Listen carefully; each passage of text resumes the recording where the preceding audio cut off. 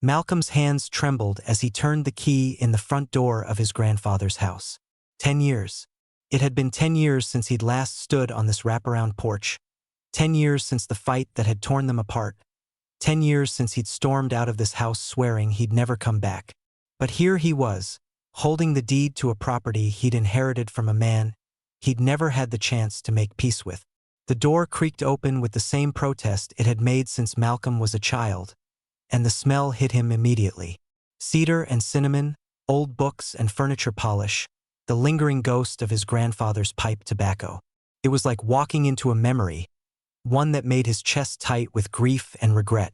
The house was exactly as he remembered it, frozen in time like a museum of his childhood. The same threadbare Persian rug in the foyer, the same family photos lining the hallway, the same grandfather clock that chimed every hour on the hour. Dust motes danced in the afternoon sunlight streaming through windows that hadn't been cleaned in months, maybe years. Malcolm set his suitcase down in the entryway and just stood there, overwhelmed by the weight of returning to a place that held so much history, so much pain, so much love that had gone unexpressed until it was too late. He'd been 22 when he left, angry and hurt and convinced that his grandfather would never understand who he really was. Now he was 32, successful in his career as a graphic designer, comfortable in his own skin, but still carrying the wounds of that final conversation. The house felt empty in a way that went beyond simply being uninhabited. It felt like it was waiting, holding its breath, wondering if the boy who had grown up within these walls would ever truly come home again. Every room Malcolm entered seemed to echo with memories, conversations that had ended too soon, words that should have been spoken but never were. Malcolm wandered through the rooms slowly, touching familiar objects, remembering afternoons spent reading in the window seat, evenings helping his grandfather with crossword puzzles, mornings when the smell of bacon and coffee would wake him from dreams of bigger cities and different lives. Every room told a story of the man who had raised him after his parents died when he was 8. The stern but loving grandfather who had done his best to understand a boy who seemed to march to the beat of a different drummer. In the living room, Malcolm paused in front of the mantelpiece, studying the collection of photographs that chronicled his childhood. There he was at 5, gap-toothed and grinning, perched on his grandfather's shoulders. At 10, serious and bookish, accepting a school award while his grandfather beamed with pride in the background. At 16, awkward and uncertain, trying to smile for the camera while battling the confusion and fear that came with understanding his own sexuality. The final photo in the collection was from his high school graduation, and Malcolm could see the tension in his own face, the careful distance he'd already begun to put between himself and the man who had raised him. He'd been so afraid of disappointing his grandfather, so convinced that his truth would be too much for the older man to accept, that he'd started pulling away before anyone could reject him. In the kitchen, Malcolm opened the drawers one by one, looking for something he couldn't name. In the third drawer down, tucked beneath old utility bills and grocery lists, he found an envelope with his name written in his grandfather's careful handwriting. Inside was a single sheet of paper with a message that made his eyes burn with unshed tears. Malcolm, it read, I know you think I never understood you, but I understood more than you knew. I was afraid to say the wrong thing, so I said nothing at all, and that was my mistake. This house has been waiting for you to come back, just like I have. Keep the light on the porch. You'll come back when you're ready. All my love, Grandpa. Malcolm sank into one of the kitchen chairs, the letter clutched in his shaking hands. His grandfather had known. Somehow, despite Malcolm's careful secrecy, despite the wall he'd built between them, the old man had known that his grandson was struggling with something important and had been waiting for him to feel safe enough to share that truth. The guilt was overwhelming. All these years, he'd carried the weight of their unfinished business, the things left unsaid, the love unexpressed. Now he knew that his grandfather had been carrying the same burden, waiting for a reconciliation that would never come. The old man had died alone, probably hoping until the end that Malcolm would walk through that door and give them both a chance to bridge the gap that fear had created between them. Malcolm spent the first night in his old room, lying in the narrow bed he'd outgrown years ago, staring at the ceiling and listening to the house settle around him. Every creak and sigh felt like a conversation he couldn't quite understand, like the house itself was trying to tell him something important. The walls were covered with posters from his teenage years, bands he'd loved and movies that had seemed impossibly sophisticated at the time. It was like sleeping in a shrine to his younger self, the boy who had been so afraid of being different that he'd run away from the only person who had ever truly cared about him. Sleep came fitfully, filled with dreams of arguments that had never been resolved and conversations that had never taken place. Malcolm woke feeling more exhausted than when he'd gone to bed, haunted by the weight of 10 years of silence and all the ways things might have been different if he'd been braver, if he'd trusted his grandfather's love more than his own fear. The next morning brought unexpected visitors. Malcolm was in the kitchen, trying to figure out how to work the ancient coffee maker, when he heard footsteps on the front porch. Heavy, confident steps that spoke of someone comfortable in their own skin. He opened the door to find a man standing there, tall and broad-shouldered with dark skin and the kind of calloused hands that spoke of honest work.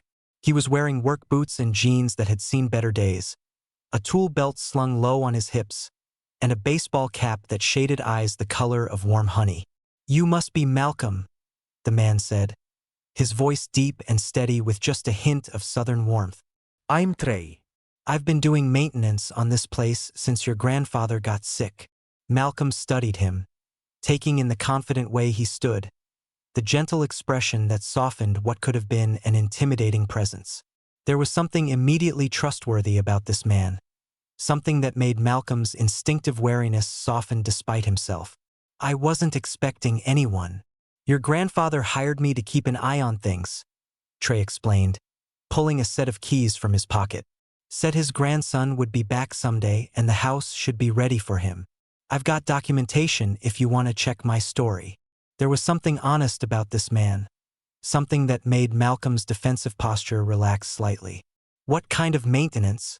Trey gestured toward the sagging front steps, the peeling paint on the porch rails, the gutters that were clearly in need of attention.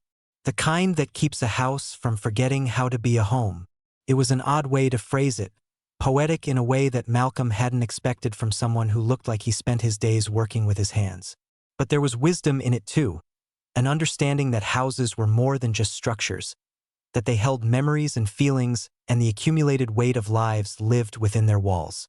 "I can't afford to pay much," Malcolm said, then immediately felt embarrassed by the admission. Here was this man who had been caring for his grandfather's property out of kindness, and Malcolm's first instinct was to worry about money. Trey smiled, and it transformed his entire face, softening the strong lines and revealing a warmth that made Malcolm's stomach flutter unexpectedly. "Your grandfather already took care of that. Left enough in the account to cover a full restoration if that's what you want." Malcolm was quiet for a long moment, processing this new evidence of his grandfather's planning, his faith that Malcolm would eventually return. The old man had thought of everything, had prepared for a homecoming he would never see. "He really thought I'd come back." "He never doubted it," Trey said simply. "Said you were just like him, stubborn as a mule but with too much love in your heart to stay angry forever." The words hit Malcolm like a physical blow, so perfectly capturing both his grandfather's voice and his understanding of Malcolm's character. "He said that, among other things. He talked about you a lot, especially toward the end. Worried about whether you were happy, whether you'd found people who appreciated how special you are." Malcolm felt his cheeks burn with embarrassment and something else he didn't want to examine too closely. "He thought I was special?" "He thought you were extraordinary," Trey said, his voice gentle but firm. "Used to say you had an artist's soul and a heart big enough to save the world if someone would just give you the chance." The praise was almost too much to bear, coming as it did from beyond the grave, carrying the weight of love that had never been properly expressed. Malcolm had to look away, blinking back tears that threatened to spill over. "So," Trey said, clearly recognizing Malcolm's need for a change of subject, "what do you want to do with this place? Sell it as is, or bring it back to what it used to be?" Malcolm looked around at the house that had raised him, the rooms that held so many memories, good and bad. "I don't know. I hadn't really thought that far ahead." "Well, you don't have to decide today," Why don't I show you what needs doing, and you can take your time figuring out what feels right." The work began the next day. Trey arrived at sunrise with a truck full of tools and materials, and the sound of hammering and sawing quickly filled the quiet house. Malcolm found himself fascinated by the way Trey worked, methodical and careful, treating each repair like it mattered. He didn't just fix things. He restored them, bringing back their original beauty while making them stronger than they'd been before. Malcolm tried to help, but it quickly became apparent that his skills lay elsewhere. He was all thumbs with a hammer, somehow managed to make simple tasks more complicated, and had a talent for getting in the way at exactly the wrong moment. Trey bore his efforts with patient good humor, gently redirecting him to tasks that were more suited to his abilities. "You don't have to help," Trey said one afternoon after Malcolm had accidentally knocked over a can of paint for the second time. "I know what I'm doing. I want to help," Malcolm replied, frustrated with his own incompetence. "This is my house now. I should know how to take care of it." Trey set down his brush and looked at Malcolm directly, those honey-colored eyes serious and kind. Taking care of something doesn't always mean being able to fix it yourself. Sometimes it means knowing when to let someone else do what they do best. There was no judgment in his voice, just gentle wisdom that made Malcolm feel less defensive about his lack of practical skills. "My grandfather could fix anything. I remember him rebuilding an entire engine in the garage when I was 10, just because he wanted to understand how it worked." "Different kinds of intelligence," Trey said, returning to his painting. "Your grandfather was good with his hands, but he always said you had a mind that could see possibilities other people missed. Said you could look at something broken and imagine exactly what it could become if someone cared enough to put in the work." Malcolm felt a familiar pang of loss, knowing that this conversation with his grandfather was one he'd never get to have. "He really said that? He was proud of you, Malcolm." Maybe he didn't know how to show it in ways you could understand, but he was proud. They settled into a routine where Malcolm handled the cleaning and organizing while Trey focused on the repairs that required actual expertise. It was surprising how much needed to be done. How many small problems had accumulated over the years of his grandfather's declining health. But there was something satisfying about the work, about seeing progress made each day, about watching the house slowly return to its former glory. As the days passed, Malcolm began to notice things about Trey that had nothing to do with his work. The way he hummed while he painted, old blues songs that seemed to come from somewhere deep in his chest. The careful way he handled his grandfather's belongings, treating each object with respect even when it was clearly headed for the donation pile. The way he made coffee in the morning, strong and black, and always made enough for two even though Malcolm hadn't asked. There was something incredibly attractive about watching Trey work, something that went beyond his obvious physical appeal to the competence and care he brought to everything he did. Malcolm found himself stealing glances when he thought Trey wasn't looking, admiring the play of muscles under his t-shirt, the way sweat beaded on his forehead when the work was particularly demanding, the satisfied expression that crossed his face when he stepped back to admire a job well done. They began talking while they worked, conversations that started with practical matters and gradually evolved into something deeper. Trey told him about growing up in the next town over, about learning carpentry from his father who had believed that anything worth saving was worth the effort it took to save it. Malcolm found himself sharing stories about his grandfather, about their complicated relationship, about the guilt he carried for all the years they'd spent apart. "He talked about you all the time," Trey said one evening as they sat on the front porch, drinking lemonade and watching the sun set behind the old oak trees. "Always wondered what you were doing, whether you were happy, whether you'd found someone who appreciated how special you are." Malcolm felt his cheeks burn with embarrassment and something else he didn't want to examine too closely. "He said that. All the time. Used to worry that he'd failed you somehow, that he hadn't given you what you needed to feel comfortable being yourself around him." The words hit Malcolm like a physical blow. All this time, he'd thought his grandfather disapproved of who he was, when actually the old man had been blaming himself for Malcolm's inability to open up. "I was afraid," Malcolm admitted quietly. "I was afraid he'd reject me if he knew the truth about who I am." Trey was quiet for a long moment, studying Malcolm's profile in the dying light. "And what truth is that?" Malcolm met his eyes, seeing something there that gave him courage. There was no judgment in Trey's expression, just gentle curiosity and what looked like understanding. That I'm gay. That I've never been interested in the kind of life he probably imagined for me. The kind of life with a wife and kids and a white picket fence? Trey asked, and there was something in his voice that made Malcolm look at him more closely. Something like that. The normal life he deserved to see his grandson living. Trey smiled, and it was warm and understanding and completely without judgment. Well, speaking as someone who's also not interested in that particular life plan, I think your grandfather would have been more understanding than you think. The admission hung in the air between them, loaded with possibility and the promise of understanding. Malcolm felt something shift in his chest, a door opening that had been closed for longer than he cared to admit.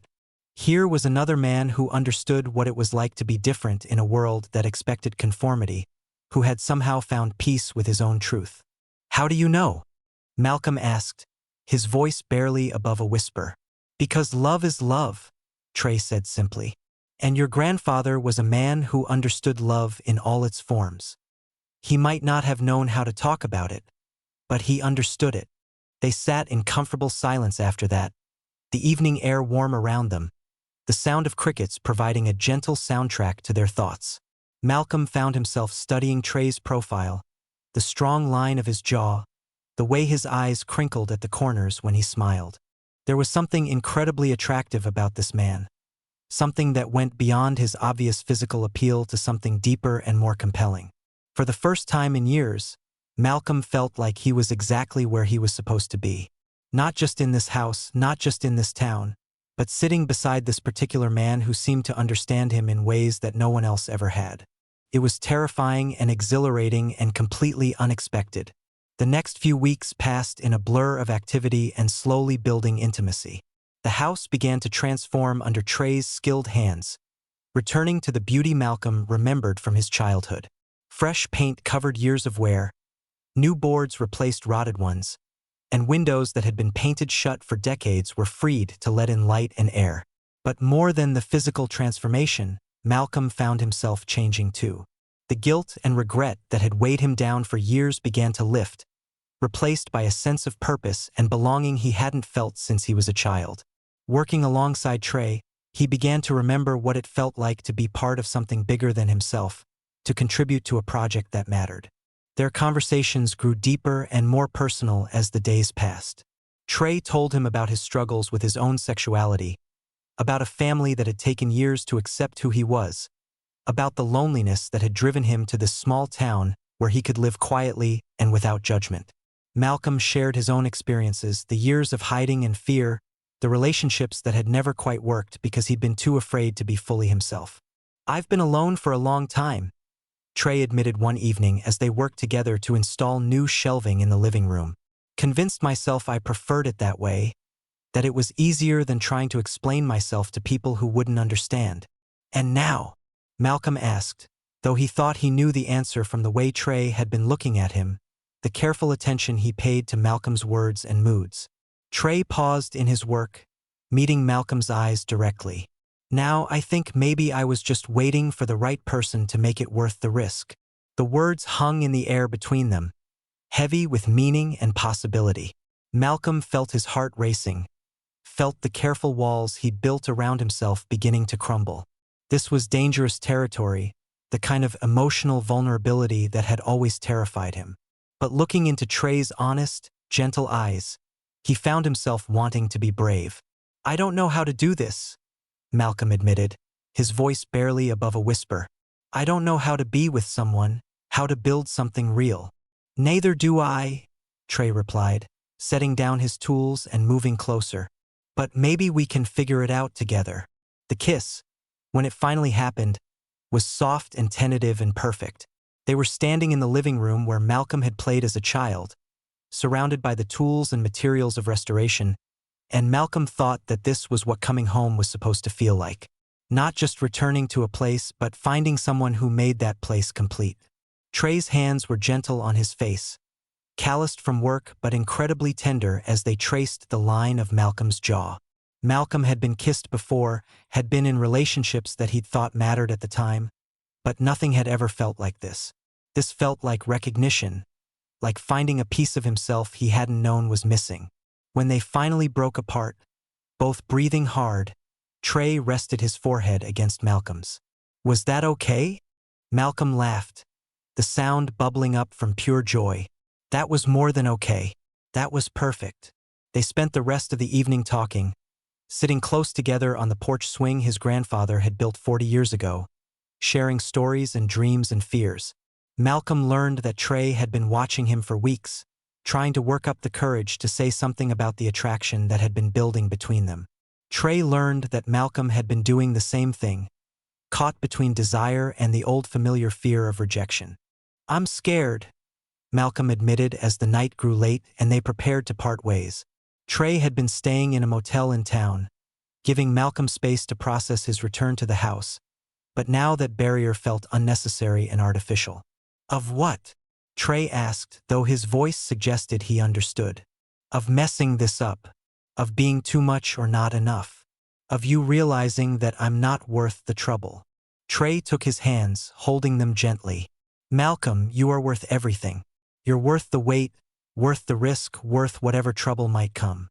Don't let fear rob you of something that could be beautiful."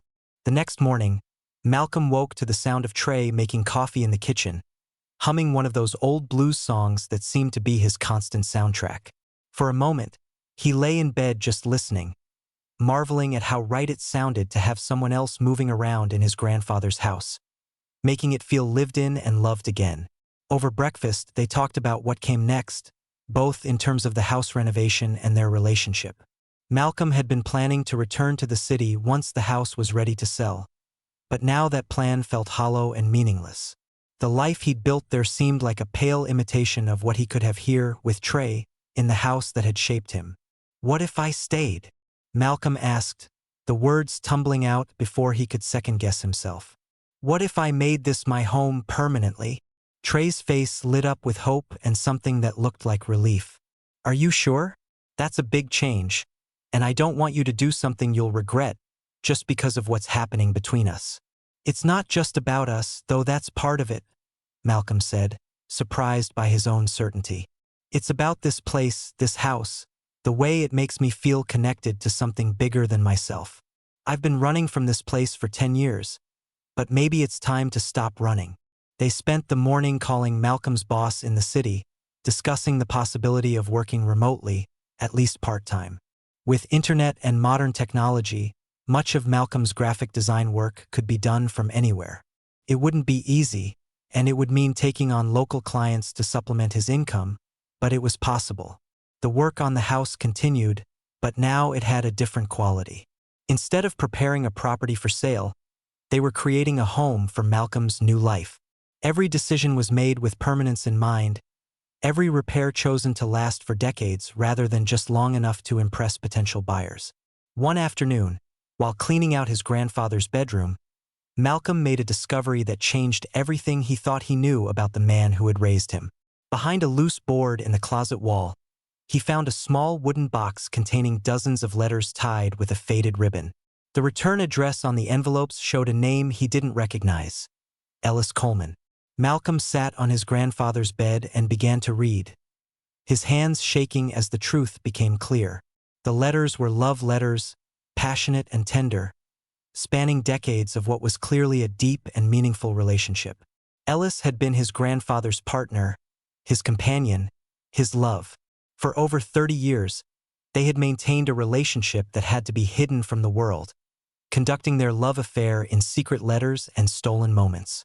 The earliest letters dated back to the 1960s, when such relationships were not just socially unacceptable but actually illegal in many places. Ellis wrote about their first meeting at a church social, about the instant connection they'd felt, about the careful dance of courtship they'd had to perform under the watchful eyes of a disapproving world. As the years progressed, the letters revealed a love story of incredible depth and commitment. They wrote about missed opportunities to be together, about holidays spent apart, about the ache of having to pretend they were nothing more than friends when they were in public. But they also wrote about stolen weekends, about quiet dinners in Ellis's apartment, about the profound joy of being able to be themselves with each other. The last letter was dated just 6 months before his grandfather's death. In shaky handwriting, Ellis wrote about his own failing health, about the years they'd had together, about the love that had sustained them both through decades of secrecy and separation. "My dearest James," it read, "I know we always said we were lucky to have found each other, even if we couldn't have the life we wanted. But I want you to know that loving you has been the greatest privilege of my life. If there's another world after this one, I'll find you there too. Until then, know that you are loved completely and forever. Your Ellis." Malcolm sat in stunned silence, the letters scattered around him like pieces of a puzzle he'd never known existed. His grandfather had been gay. Not only that, but he'd maintained a long-term, loving relationship with another man for most of his adult life. All those years of Malcolm feeling like an outsider, like someone his grandfather couldn't understand, and the truth was that they'd shared this fundamental experience of loving someone the world told them they shouldn't love. The weight of this revelation was crushing. All the years of silence, all the fear and shame and self-imposed exile, all the words left unspoken between them. His grandfather had known exactly what Malcolm was going through because he'd lived it himself. The fight that had driven Malcolm away suddenly seemed so small, so meaningless compared to this enormous truth they could have shared. Trey found him there an hour later, still holding the letters, tears streaming down his face. "Malcolm, what's wrong?" Malcolm looked up at him, his vision blurred by tears. He knew. He knew exactly what it was like to be me, and I never got to tell him that I understood. Trey sat down beside him on the bed, close enough that Malcolm could feel the warmth of his presence. "Tell me what you found." Malcolm showed him the letters, watching Trey's expression soften as he understood the significance of the discovery. They read through them together, sharing in the revelation of a love story that had been hidden for decades, a testament to the power of love to survive even in the most difficult circumstances. "This changes everything," Malcolm whispered. "All this time, I thought he wouldn't understand, wouldn't accept me.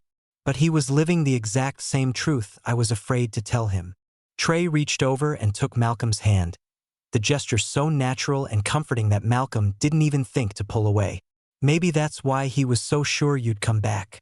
Maybe he recognized something in you that reminded him of himself." Malcolm squeezed Trey's hand, drawing strength from the contact. "I wish I'd known. I wish we could have talked about it. I wish I could have met Ellis, could have understood what they meant to each other." "Maybe you can still honor that," Trey suggested gently. "Maybe you can live the life he couldn't, love openly in a way he never got to." The words hung in the air between them, loaded with meaning and possibility. Malcolm looked at Trey, really looked at him, seeing not just the handsome contractor who had been helping him restore his grandfather's house, but a man who understood him, who saw him clearly and wasn't afraid of what he saw. "Trey," Malcolm began, then stopped, unsure how to put his feelings into words. "I feel it too," Trey said quietly. "Whatever this is between us, whatever it's becoming, I feel it too." That night, they sat on the front porch until well past midnight, talking about everything and nothing, sharing stories and dreams and fears. The letters had opened something between them, a deeper level of understanding and trust.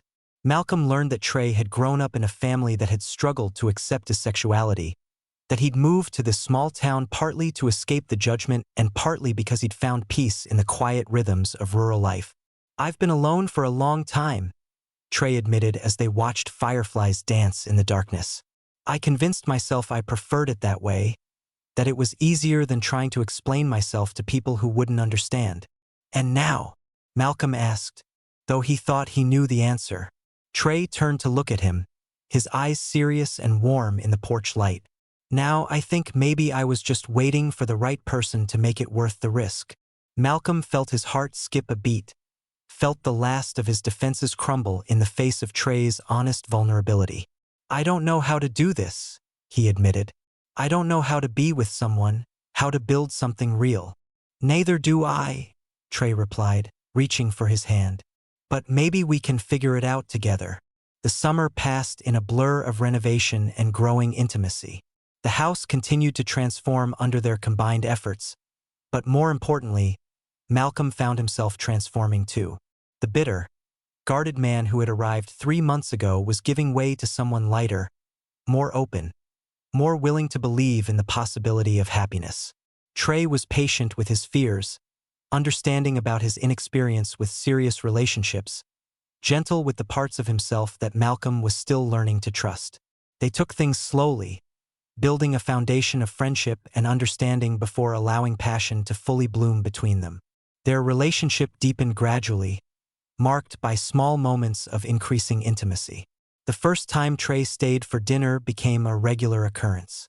The first time he fell asleep on the couch became an invitation to spend the night. The first time they woke up together became a new tradition neither of them wanted to break. Malcolm discovered that Trey was an excellent cook, something that came as a relief given his own complete incompetence in the kitchen. He loved watching Trey move around the restored kitchen, confident and capable, turning simple ingredients into meals that tasted like home. There was something incredibly intimate about sharing meals they'd prepared together, about the quiet domesticity of cleaning up afterwards, about the way Trey always made sure Malcolm had enough to eat even when he was too distracted by conversation to notice his own hunger. Their first night together was gentle and reverent, a careful exploration of each other's bodies and hearts. Afterwards, lying in Malcolm's childhood bed with Trey's arms around him, Malcolm finally understood what his grandfather had been trying to tell him in that final letter. Love wasn't something to be ashamed of or hidden away. It was something to be celebrated, cherished, protected. "I love you," Malcolm whispered into the darkness, the words coming more easily than he'd expected. "I love you too," Trey replied, his voice rough with emotion. "I love you so much it scares me." As autumn arrived and the house renovation neared completion, Malcolm realized that he had found something he'd been searching for his entire life without even knowing it.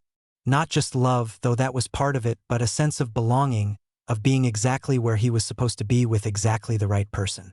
The house had been transformed from a monument to loss into a celebration of new beginnings.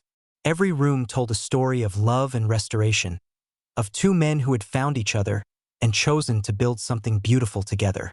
The front porch where they'd shared their first kiss was now solid and welcoming, painted a warm yellow that glowed in the evening light.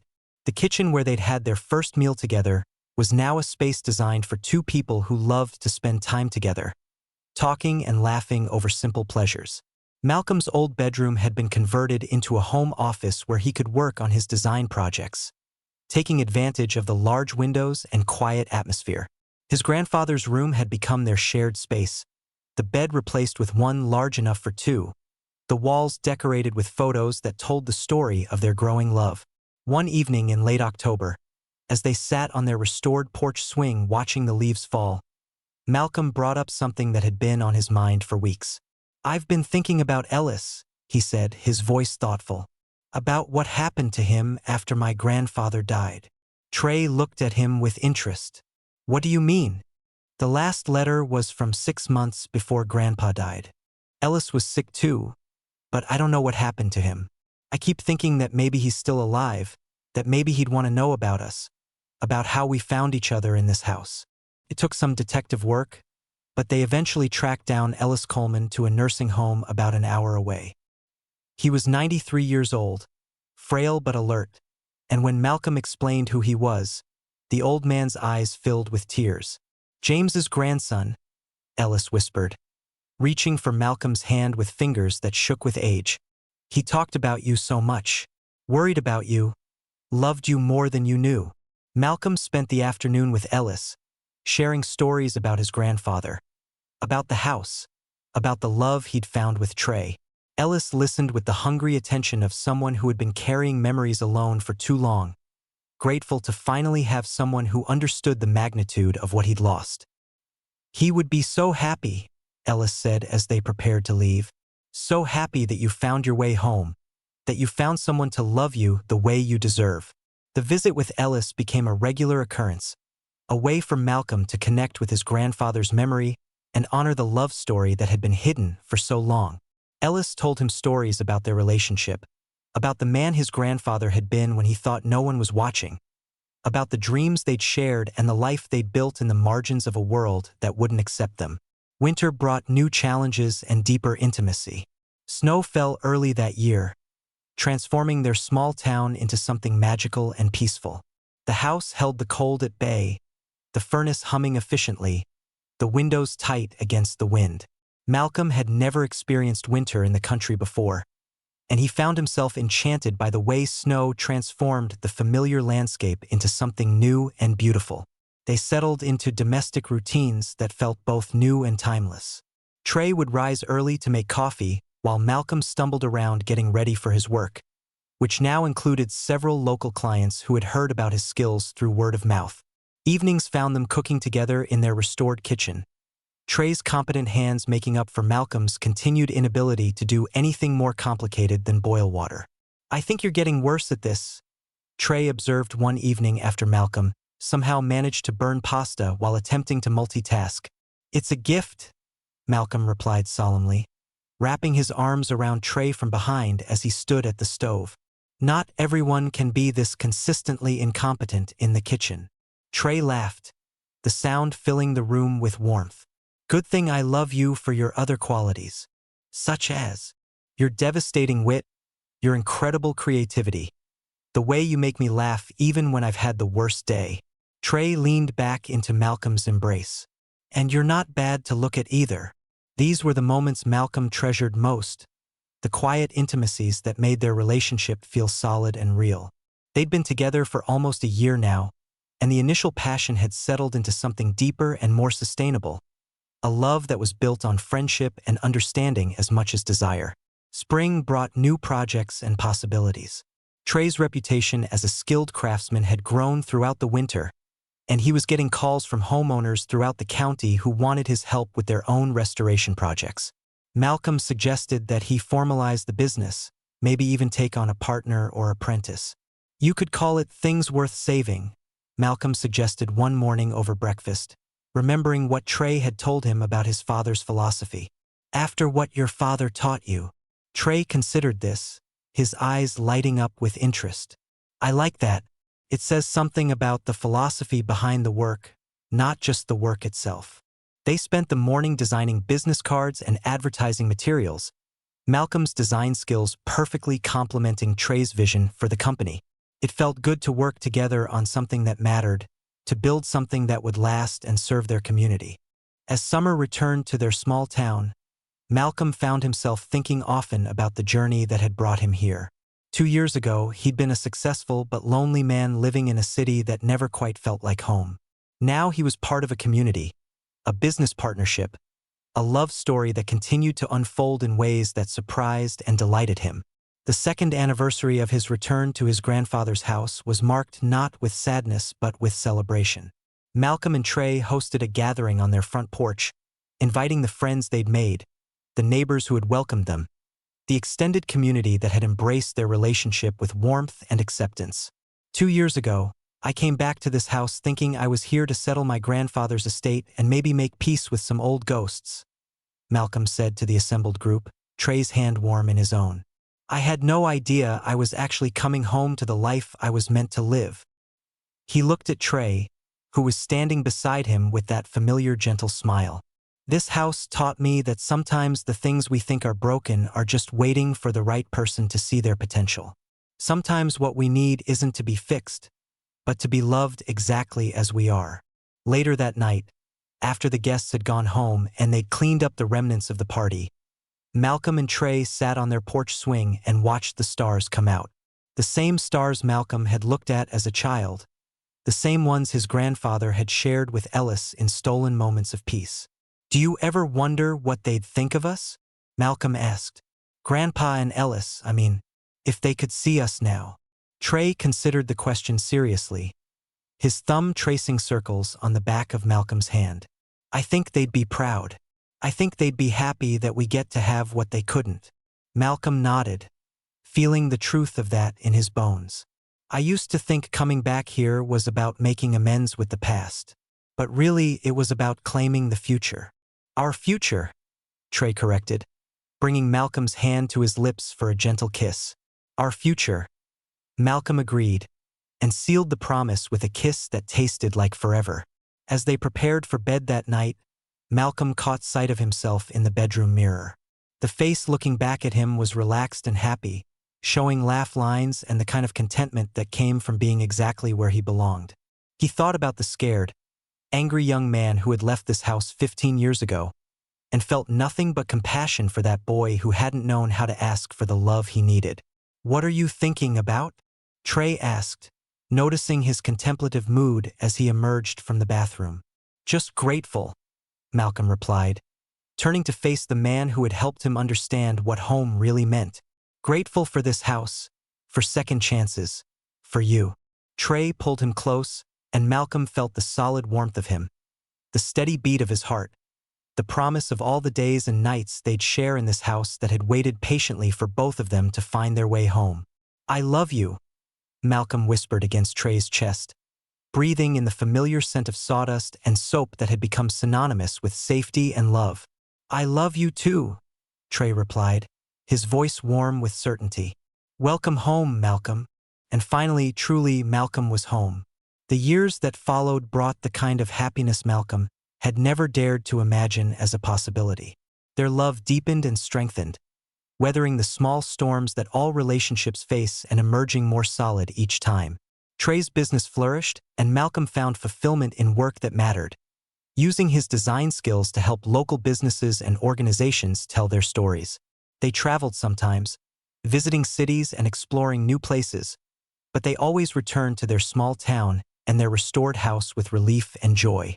This was where they belonged, where their love had taken root and grown into something beautiful and lasting. The house itself continued to evolve, shaped by their shared life and growing love. They added a workshop for Trey in the old barn, converted the attic into Malcolm's expanded studio, planted a garden that bloomed with herbs and flowers that filled the house with fragrance. Every change they made honored the house's history while making it truly their own.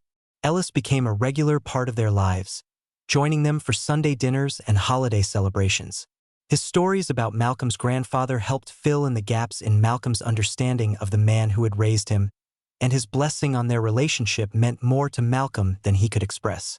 When Ellis passed away peacefully in his sleep at the age of 95, Malcolm and Trey were holding his hands, and his last words were about how happy he was that love had won in the end. On quiet evenings, they would sit on their porch and watch the sunset, sometimes talking, sometimes simply enjoying each other's presence. Malcolm often thought about his grandfather during these moments, imagining the conversations they might have had if fear hadn't kept them apart.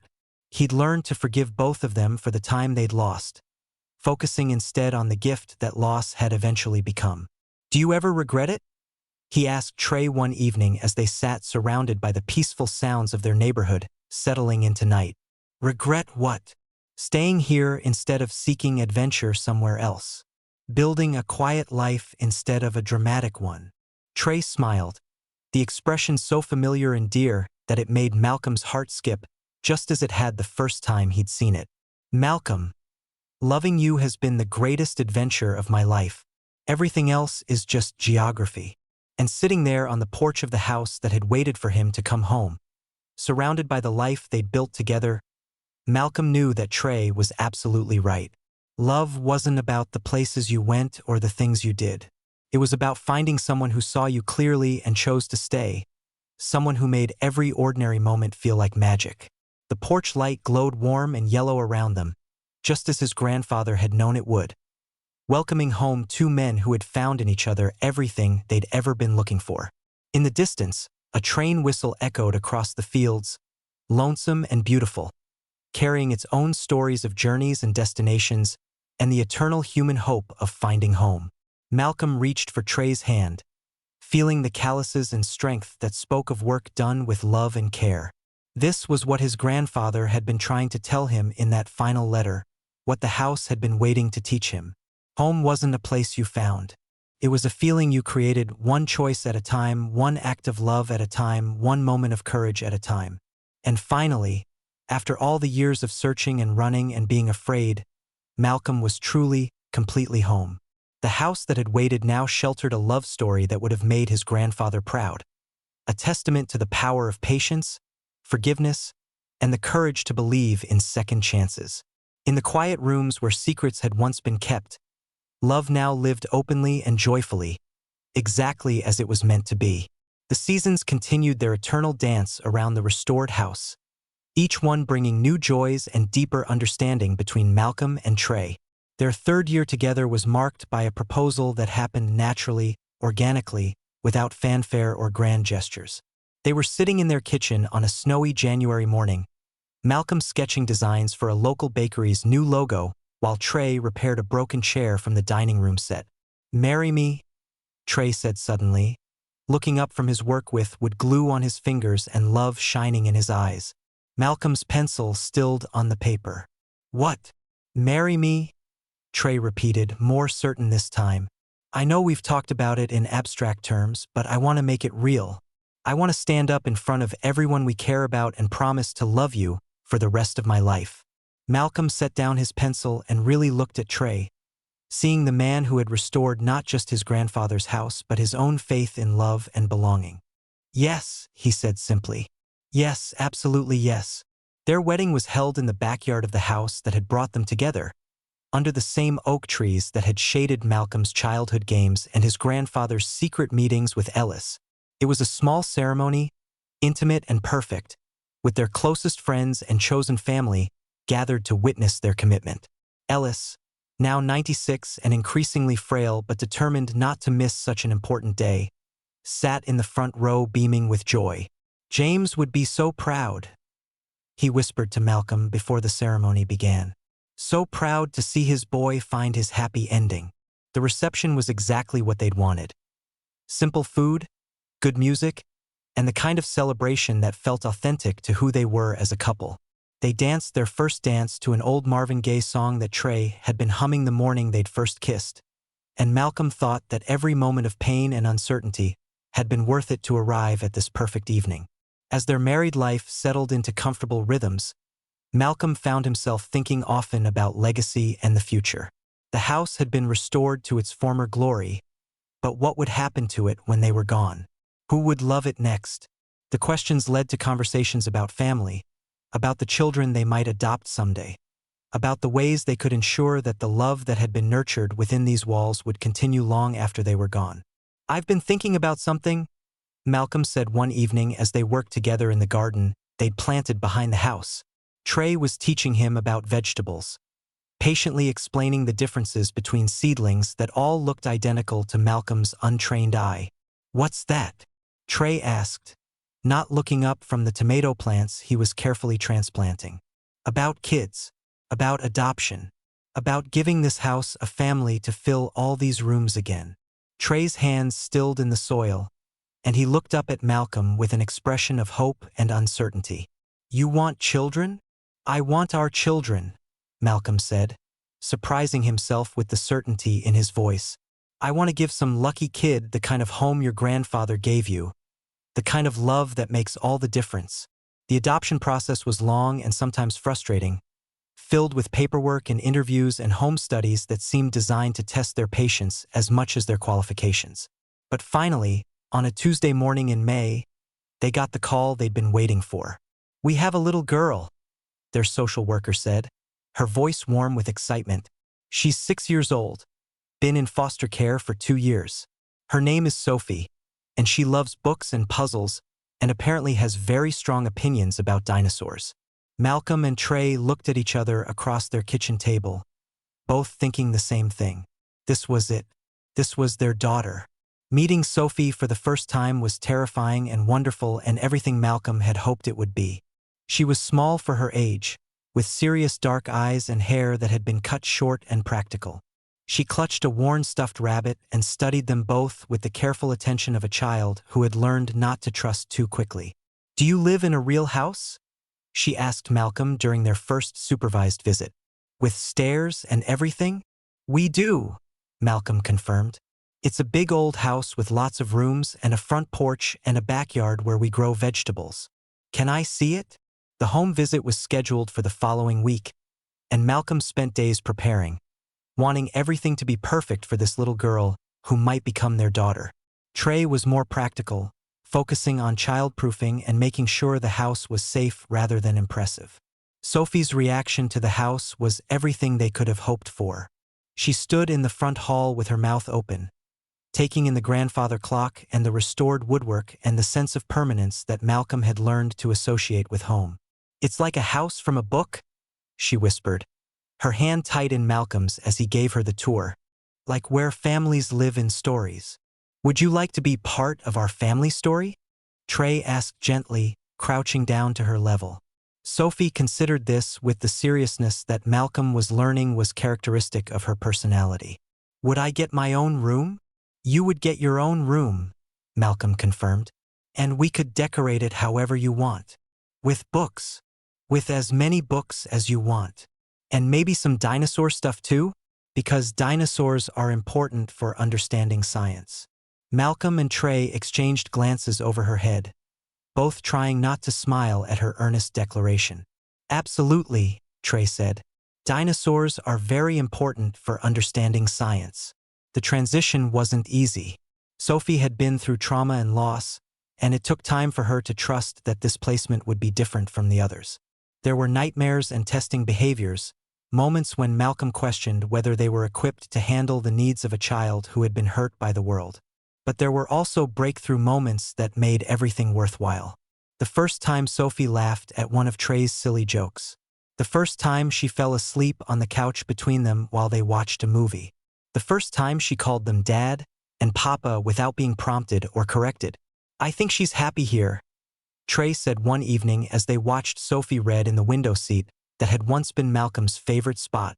She was curled up with her stuffed rabbit and a book about paleontology, completely absorbed in her reading. "I think we all are," Malcolm replied, feeling a completeness he'd never imagined possible.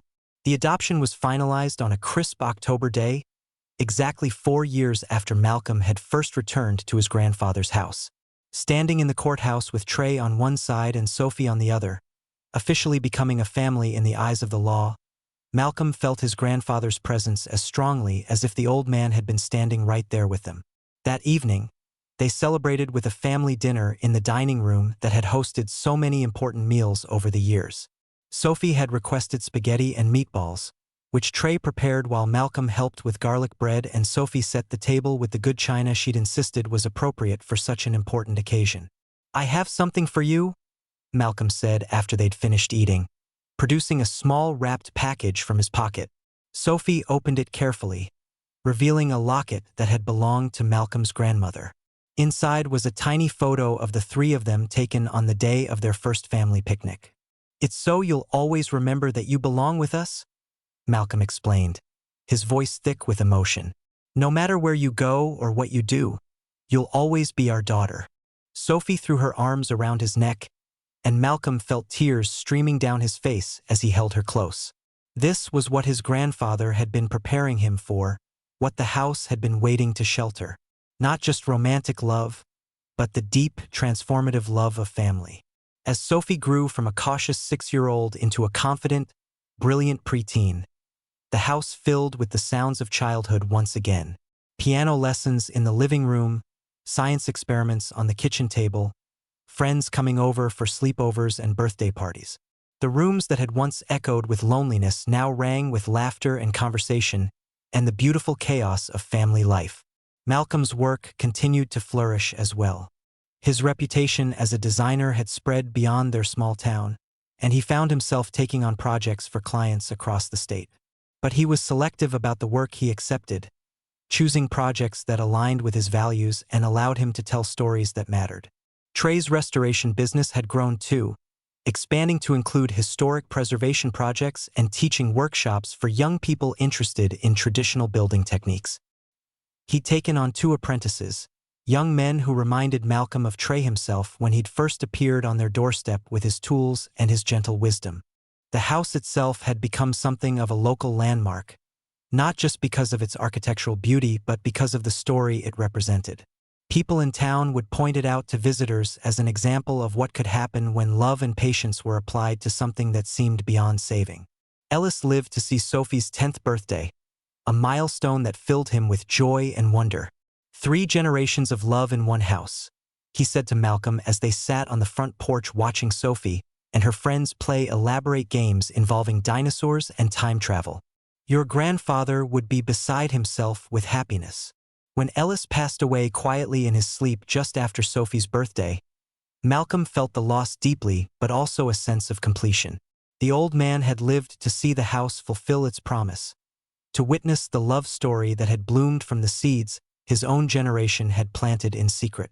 Sophie, now old enough to understand the significance of Ellis's role in their family story, suggested they plant a memorial garden in his honor.